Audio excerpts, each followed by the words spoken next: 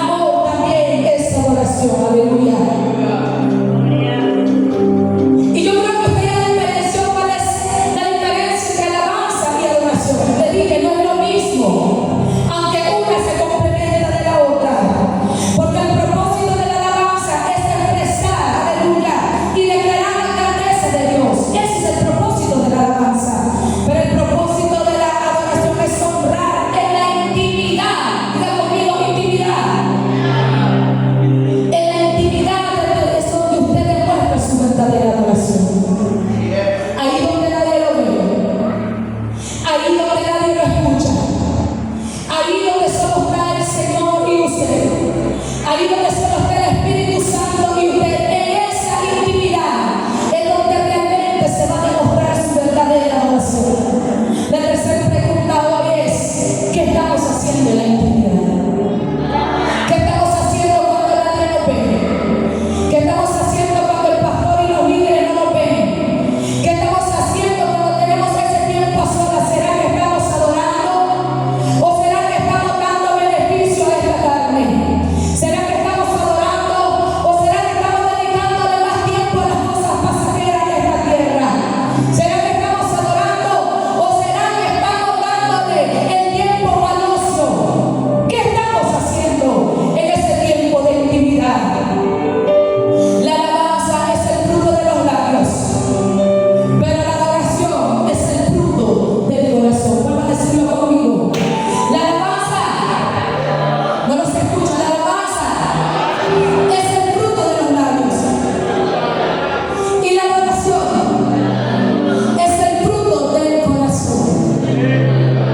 Porque usted me ve aquí delante del brinco y los hermanos saben que yo soy de las que me gusta brincar. Aquí estoy quieta. Yo soy de las que me gusta correr y me gusta a veces quitarme los zapatos, y por eso muchas veces me he criticado por ese camino, pero es mi forma en que yo alabo. Esa es mi forma de alabar. Yo soy de las que grito, corro, salto y hago cualquier locura, porque es que solo quien sabe el nivel de andadura que tenía sabe con qué libertad adorar al Señor. Pero la adoración es el fruto del corazón. ¿Qué hay en su corazón? ¿Qué hay en su corazón? Hay gratitud, hay rendición, en su corazón hay amor, porque de la abundancia del corazón habla la boca.